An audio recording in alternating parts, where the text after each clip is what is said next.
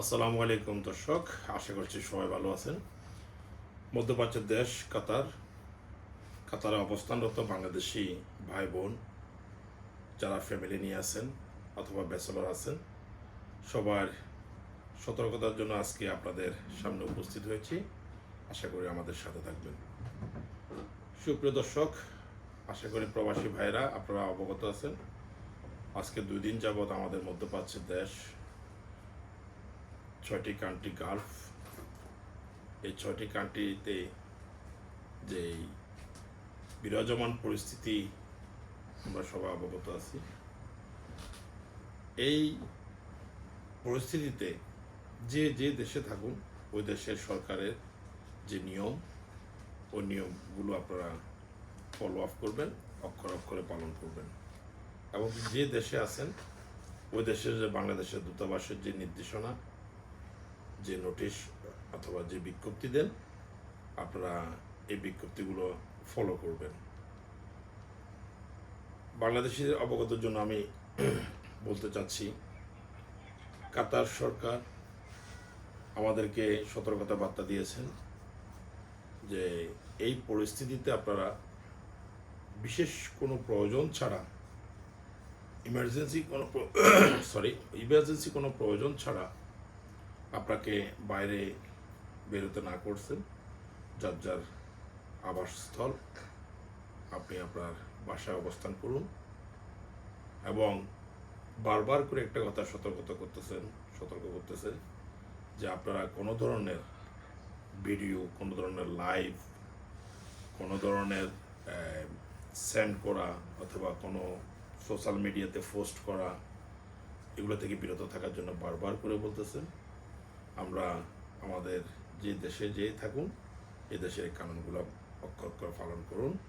এবং যেই পরিস্থিতির পূর্ব মুহূর্তে যেই ইমার্জেন্সি যে সাইলেন্টটা প্রত্যেকটা মোবাইলে একসাথে যে একটা ভয়ঙ্কর সাইলেন্ট, আমরা নিজেরাও ভয় পাচ্ছি।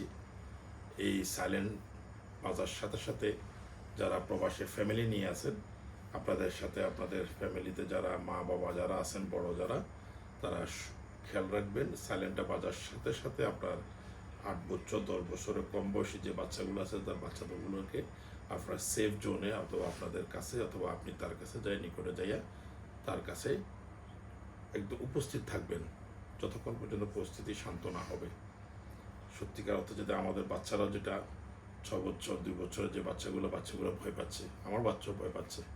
তো আমি বিশেষ করে ফ্যামিলিদেরকে এটা বলবো যে আপনারা আপনাদের বাচ্চাদের যখন ইমার্জেন্সি সাইলেন্ট বাজবে, সাথে সাথে আপনারা বাচ্চার কাছে গিয়ে বাচ্চাকে একদম খুবই নিকট অথবা আপনি জড়ায় ধরে রাখবেন। যে শব্দ, যে আওয়াজ, যে শব্দটা আসে, সাউন্ডটা আসে, এই সাউন্ডটা বাচ্চাদের অনেক হার্টবিটে ক্ষতি করতেছে এবং ক্ষতি করবে এবং ভয় পাচ্ছে। সবচেয়ে বেশি ব্যাপার হচ্ছে যে বাচ্চাগুলো ভয় পাচ্ছে। আপনাদের অবগতির জন্য এটা বারবার করে আমরা বলতেছি। আর আপনারা একটা জিনিস খেয়াল রাখবেন, সবসময় সাহস রাখবেন, মনোবল রাখবেন। কাতার সরকার বারবার করে বলছে আপনাদেরকে যে কোনো ভয়ভীতি না পাওয়ার জন্য, কোনো ভয়ভীতির কোনো কারণ নেই। তারপরও আমাদের মানসিকভাবে এবং শারীরিকভাবে আমাদের কিছু প্রিপারেশান, প্রস্তুতি লাগবে। যেটা হচ্ছে যে আপনি শুকনো খাবার, শুকনো গুড়, কিছু নগদ অর্থ আপনারা সবসময় আপনার ধারে কাছে রাখবেন, আপনার পাশে রাখবেন। যে কোনো মুহূর্তে পরিস্থিতি মোকাবিলা করার জন্য আমাদেরকে প্রস্তুত থাকতে হবে। এবং কি আপনার সোশ্যাল মিডিয়াতে আমি আজকেও দেখেছি, যেটা আজকে রাত যখন 10টা বাজে, 10টার সময় যখন এ ধরনের একটা আকাশে এরকম শব্দ শোনা যাচ্ছে, তখন আমাদের বাংলাদেশি ভাইরা, আমি শুধু বাইরে দেখতেছি ওদেরকে, ওরা বাইরে এসে শুধু ভিডিও করতেছে। আমি বারবার বলতেছি, আমরা আমাদের বাংলাদেশি ভাইদেরকে আমরা বারবার রিকোয়েস্ট করতেছি, কোনো ধরনের কোনো ভিডিও, কোনো আপলোড, কোনো সোশ্যাল মিডিয়াতে কোনো কিচ্ছু দেওয়া যাবে না।